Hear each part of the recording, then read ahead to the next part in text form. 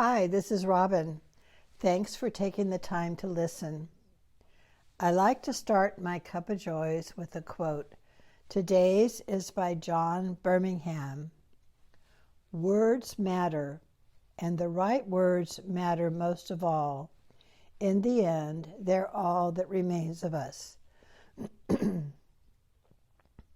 Today's Cup of Joy is called The Words We Cherish Over Time. I was listening recently to a recording of Robert Frost speaking at President Kennedy's inauguration. Frost was 86, standing in the winter sunlight, his hands trembling. Kennedy had invited him to participate as the first poet ever to read at a presidential inauguration. He had specifically asked him to read his poem, The Gift Outright, a piece Frost once described as a kind of poetic history of the United States. Frost had written a brand new poem for the occasion, intending it as a kind of preface to the one Kennedy requested.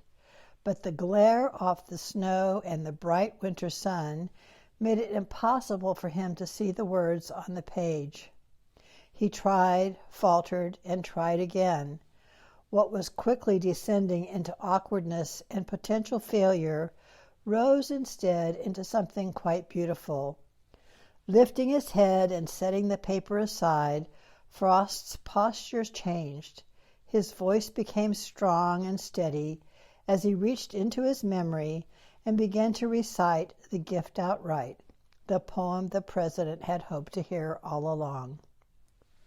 Long before books and screens, humans gathered to tell stories around fires, to offer prayers whispered in the dark. Poetry and prose are how we remember ourselves and speak to what we hold sacred, to what resonates with our soul. The Book of Psalms has been sung and spoken across centuries, verses passed from one generation to the next. Frost himself knew something about endurance. His life was shaped by poverty, loss, and long seasons of uncertainty. Several of his children died young. His beloved wife struggled with fragile health. Success came late and only after many disappointments. And yet his poems, so often rooted in words and stone walls and quiet roads, were never simply about scenery. They were about choice and loneliness, perseverance, and the difficult beauty of being human.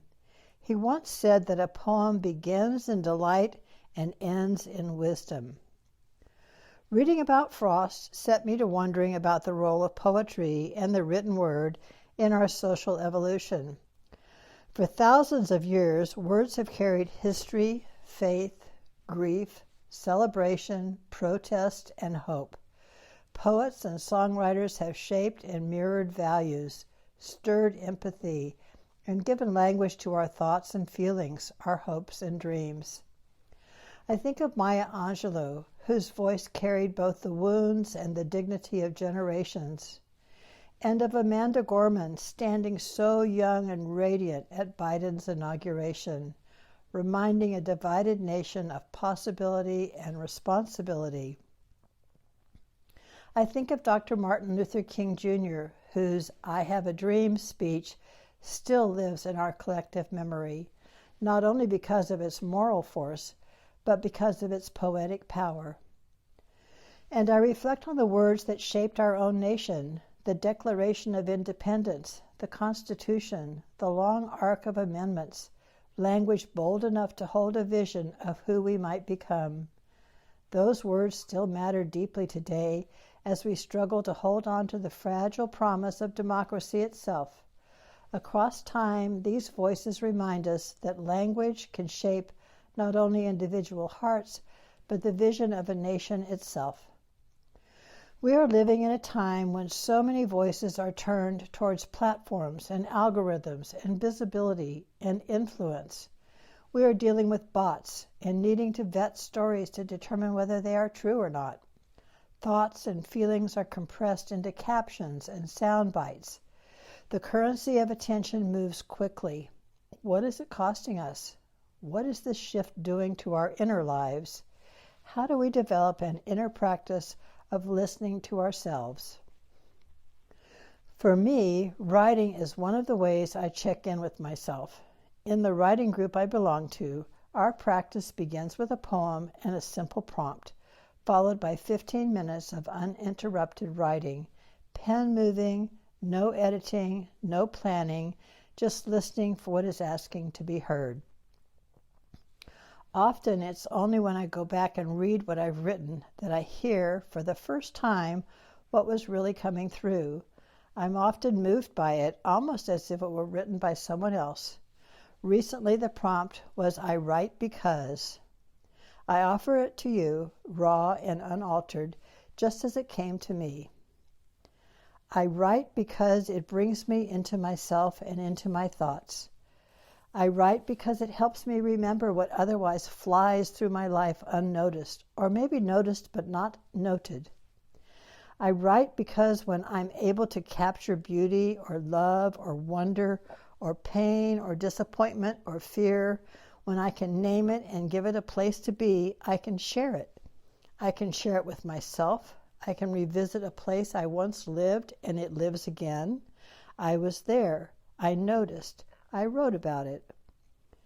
I write because last month I pulled a poem written 12 years ago and shared it with friends. They had been talking about how busy the holidays have been.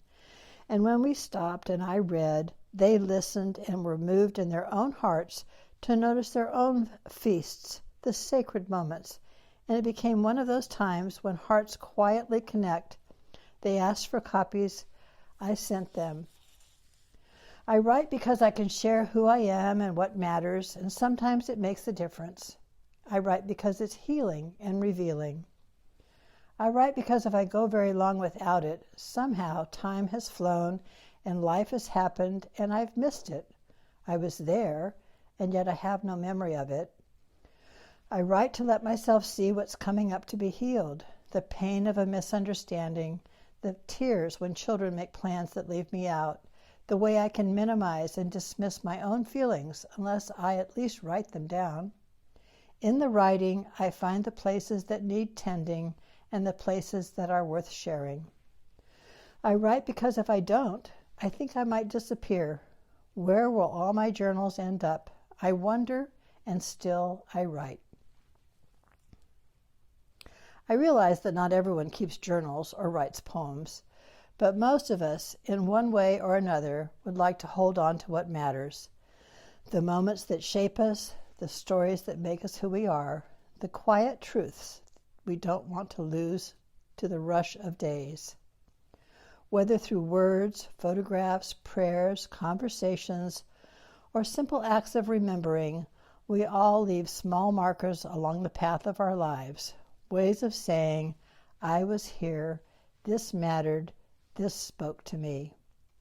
I'm also deeply grateful for those of you who take the time to write back to me, to share a memory, a reflection, a tear, a laugh, and let me know that something in these words touched your own life in some small way. It reminds me that writing is never really solitary. It is a quiet conversation that continues long after I hit submit. Perhaps that is what poetry and prose have always offered humanity. Not performance, not perfection, not applause, but presence. A way to stay awake inside our own lives. A way to carry what we love forward, one remembered moment at a time. A way to share our thoughts and feelings and know we mattered. A way to keep ourselves from disappearing. And I like to end with a quote, and this one is from Wayne Dyer. Don't die with your music still in you. If something in today's cuppa stirred a thought or a memory, sparked a question, or simply made you want to reach out, I'd love to hear from you. My email is in the episode notes in your podcast app. Until next time.